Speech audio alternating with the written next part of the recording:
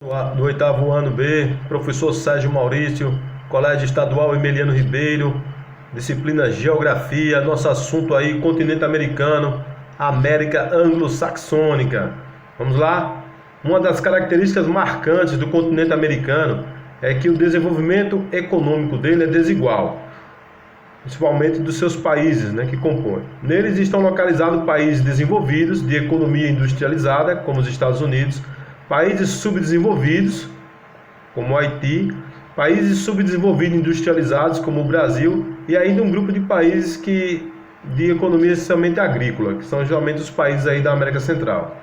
O continente americano pode ser regionalizado em duas maneiras. O que é regionalizado? Dividido de algumas maneiras. Vamos lá, vamos a uma maneira mais prática, sendo uma delas a América do Norte, a América Central e a América do Sul. A outra, a América anglo-saxônica e a América Latina. Em razão das diferenças econômicas, estudaremos o continente americano aqui agora nesse capítulo. E vamos estudar a América anglo-saxônica e a América Latina. Nesse momento vamos estudar a América anglo-saxônica. A América anglo-saxônica é formada por Estados Unidos e Canadá. Essa região fica mais ao norte do continente, onde predomina uma economia desenvolvida, cuja marca comum foi a ocupação europeia voltada em sua maior parte para a formação de colônias de povoamento. Essas colônias tinham como objetivo praticar atividades econômicas como a agropecuária e o artesanato, organizadas por meio de pequenas propriedades e voltadas sobretudo para o desenvolvimento do mercado interno, quer dizer, do mercado deles. Apesar das marcas e da influência da colonização francesa no leste do Canadá e da espanhola no sul dos Estados Unidos, a região concebeu esse nome em razão da sua colonização ter sido predominantemente inglesa, de língua anglo-saxã. Por isso, a América anglo-saxônica, por ser predominantemente, quer dizer, ter a sua grande maioria, da colonização inglesa do povo saxão. E o que é a colônia de povoamento? É um modelo de colonização pautado na utilização do território para a moradia e subsistência dos colonizadores, e não para explorar, sim somente para povoar. A língua anglo-saxã é a língua derivada do inglês, certo? Falado pelos anglo-saxões, povos de origem inglesa e alemã.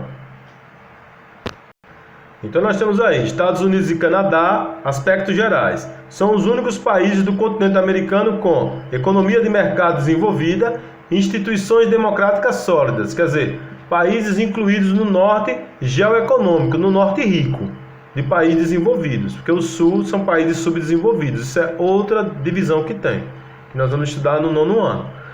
Juntos formam a América anglo-saxônica. Principal idioma, o inglês. Por isso, de origem o quê? Anglo-saxônica ou germânica, quer dizer, inglesa ou alemã. Está aí os dois países, Estados Unidos e Canadá. Canadá, Estados Unidos, junto com essa parte aqui, que é o Alasca. Aqui os Estados Unidos, aqui é o Alasca. Aqui fica a região mais desenvolvida dos Estados Unidos, região aqui de desenvolvimento pesado, e a região de desenvolvimento mais tecnológico, onde fica aqui o Vale do Silício e a região de Houston, onde fica a NASA, E aqui o Alasca, que foi um território anexado. Aqui o Canadá. Parte da população do Canadá fica nessa região aqui próxima dos Estados Unidos, porque essa região aqui é bastante o que? Congelada. Está aqui o clima. Canadá, clima continental frio, frio polar, invernos rigorosos, dificuldade de ocupação e exploração de parte do seu território, como nós acabamos de falar. Parte do país não é povoado. É tanto que a população do Canadá é aproximadamente 40 milhões de pessoas, enquanto a população dos Estados Unidos é aproximadamente 400 milhões. Os Estados Unidos, relevo, poucas áreas montanhosas. Clima, poucas áreas de clima árido, clima seco, quer dizer, sem água, poucas áreas assim. Facilita o quê? A ocupação e o povoamento. Os Estados Unidos é um país povoado de norte a sul, de leste a oeste. Está aqui um mapa de distribuição e de exploração de minérios, Carvão, petróleo, ferro, prata, ouro, bauxita. Bauxita que faz o alumínio, viu? Cobre, níquel, zinco. espalhado em todos os territórios. Percebe que nos Estados Unidos a exploração é mais intensa do que aqui no Canadá, onde essas regiões é bastante o quê? Propensas ao gelo, né? Bastante gelo, bastante congelado. Então fica difícil até o trabalho da mineração. Aqui um gráfico sobre a formação dos Estados Unidos da América, da história, colonização do Sul e do Norte. Os Estados Unidos teve esse problema, no Sul e no Norte. Enquanto o Sul era explorado, o Norte era povoado. O objetivo deles era, o Sul era enriquecer a metrópole e o Norte era fundar uma pátria nova. Então, relativamente à autonomia em relação à metrópole, tinha o Norte. O Norte era Organização Econômica e Desenvolvimento de Manufaturas. Então, em 1776, os Estados Unidos se tornou independente com a Declaração de Independência.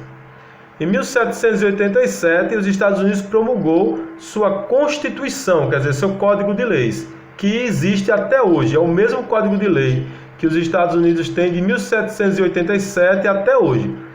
Por que eu estou falando isso? Porque aqui no Brasil já tivemos 8 constituições. E o Brasil é mais novo que os Estados Unidos. Então veja, enquanto nós tivemos 8 constituições, os Estados Unidos teve apenas uma, a que foi criada em 1787. Veja como é um país bastante organizado. Aqui é a exploração dos Estados Unidos, aqui é como ele foi formado. Primeiramente ele foi formado nessa região, chamada daqui 13 colônias. Isso aqui é as 13 colônias que iniciaram os Estados Unidos. São essas 13 colônias aqui, certo? De Massachusetts aqui, Nova York, até a Geórgia. São essas regiões aqui. Daqui os Estados Unidos, dessa parte rosa, foi expandindo para cá, conquistando novos territórios. E esses territórios foram conquistados a partir de uma política chamada Marcha para o Oeste, ou Início da Conquista do Oeste. Onde você vê isso, principalmente os meninos? Naqueles filmes de faroeste. É exatamente isso, é a conquista do Oeste. É quando o homem branco começa a viajar para essas regiões de cá para conquistá-las. E aí eles vão ter contato com quem? Com os índios, que são os povos indígenas lá, os apaches, certo? E outros tantos povos que tinham nessa região. E aí começa aqueles confrontos, né, entre brancos e índios. Mas foi a conquista dos Estados Unidos do seu território. E depois os Estados Unidos anexou esse território aqui, ó, que é o Alasca. Foi anexado depois aos Estados Unidos, certo? Aí ele fala aqui, sul e norte dos Estados Unidos.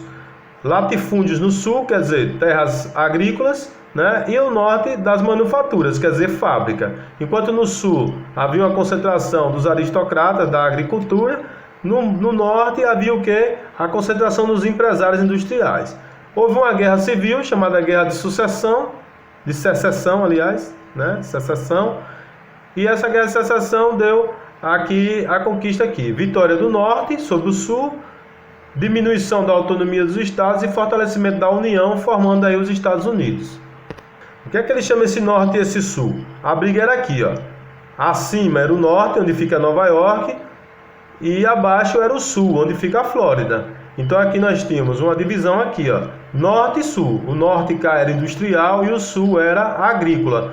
Isso base de quê? Do clima, né? Enquanto aqui é bastante frio, aqui está bem próximo aqui da região aqui da linha do Equador. Então aqui mais quente. Então aqui existia agricultura, né? A exploração, e aqui a construção de indústria e a formação de um novo país, norte e sul. Teve a Guerra de Secessão e unificou isso tudo em um conflito que deu origem aos Estados Unidos. E nós temos agora aqui o Canadá. O Canadá foi formado pela questão religiosa, católicos e protestantes. Os católicos de origem francesa, os protestantes de origem inglesa, se juntaram e dividiram o território, Baixo Canadá e Alto Canadá. Temendo a expansão dos Estados Unidos, o Reino Unido unifica o Alto Canadá e transforma em uma federação. Unificar quer dizer o quê? Juntou o Baixo Canadá com o Alto Canadá. Vamos ver isso. Está aí, né, na América, a presença da economia norte-americana em outros países. Aspecto militar. Os Estados Unidos é uma superpotência. Bombas atômicas, alta tecnologia militar. Aspecto econômico e político. O mundo é multipolar e os Estados Unidos é um dos líderes mundiais. No final da Segunda Guerra Mundial, os Estados Unidos financiou a recuperação da Europa e do Japão. E aí os Estados Unidos instalou bases militares estratégicas no globo, né? Em todo o mundo. Bases militares é o quê? Pontos de observação para controlar o mundo. E aí Outra coisa que os Estados Unidos fez muito bem foi espalhar e criar empresas multinacionais pelo mundo para comandar a economia mundial. Esses são os dois pontos importantes da economia dos Estados Unidos. Está aqui, ó. Aqui é o chamado a região de economia antiga e aqui é a região de economia mais recente. Aqui fica o chamado, eles chamam lá de cinturão fabril, e aqui fica a região do Sol, ou a região do Vale do Silício, né? O cinturão do Sol, que eles chamam. Aqui é a indústria antiga, aqui é a indústria mais nova e mais tecnológica. Está aí mais uma vez, né, mostrando as áreas industriais aqui. Áreas industriais chamadas de áreas industriais dos Grandes Lagos e áreas industriais do Vale do Silício, né, e outras regiões aqui. O espaço industrial canadense está entre Ontário e Quebec. Daqui a pouco a gente vai ver um mapa. Em Ontário apresenta um padrão de vida mais elevado. Em Quebec é dependente economicamente de Ontário. Ontário é onde possui as indústrias modernas do Canadá, certo? E eles trabalham justamente com as regiões dos Grandes Lagos, diretamente relacionadas ao Vale do Rio São Lourenço, e a região mais industrializada do país, exatamente por conta também dos Estados Unidos. A gente vai ver isso. Eles fazem parte do Acordo de Livre Comércio da América do Norte, que eles chamam de NAFTA, que é um acordo de livre comércio. E aí existe o Tratado Canadá e Estados Unidos e o Acordo de Livre Comércio com a América do Norte. O objetivo é eliminar barreiras e fronteiras, né? E o objetivo estadunidense é diminuir a migração de mexicanos, principalmente de mexicanos. E aí, Estados Unidos, Canadá e México fazem parte do NAFTA, que é uma zona de livre comércio. Está aqui rapidinho, a industrialização do Canadá fica aqui em Ontário, Quebec aqui, ó, e Ontário é mais ou menos aqui. Então esses lagos aqui, ó, é que geram essa riqueza nessa região. Aqui nós temos cidades importantes dos Estados Unidos, como Detroit, Cleveland, Milwaukee, Minneapolis, são cidades importantes aqui, ó. E o Canadá também, ó, Ottawa, que é a capital, Quebec e Ontário, são regiões, Montreal, são regiões importantes e aqui bastante desenvolvimento industrial em siderurgia, metalúrgica e extração de minérios e de ferro e etc. Está aí o Canadá, essa é a bandeira do Canadá, certo? Está aqui, essa aqui é uma folha muito lá, folha de bordo, muito famosa lá, ela faz parte da bandeira.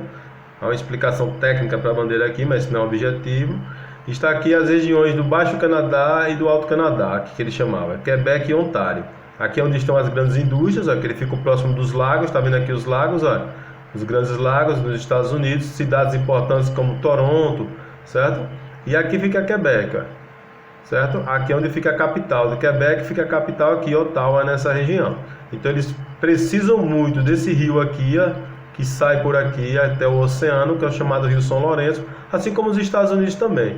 Nessa região aqui onde fica a cidade de Boston, nos Estados Unidos, e depois a cidade de Nova York, aqui nessa região. Então veja como essa região é bastante desenvolvida. Falando um mapa no outro, para nós terminarmos nossa aula, está aqui os Estados Unidos, está aqui os Grandes Lagos, ó, nessa região, está aqui os Estados Unidos, aqui. Os países dos Estados Unidos, está aqui a bandeira dos Estados Unidos, está aqui todo o mapa político dos Estados Unidos, mais o Alasca. Então, nosso assunto aí, Estados Unidos e Canadá. E para fechar a nossa aula, está aqui um quadro comparativo, né? A população do Canadá é 37 milhões de pessoas, enquanto a população dos Estados Unidos é 334 milhões de pessoas. Então, veja o que nós questionamos: a ocupação do território, a facilidade da ocupação. O Canadá é um território muito difícil de ocupar, bastante congelado, e a distribuição da população fica toda ali naquela região próxima dos Estados Unidos. Enquanto o Canadá tem apenas 37 milhões de pessoas, apenas pelo tamanho do Canadá, que territorialmente é maior que os Estados Unidos, certo? E os Estados Unidos têm 334 milhões, quer dizer, praticamente 10 vezes mais. Beleza, galera? Valeu, aquele abraço, até a próxima aula. Tchau!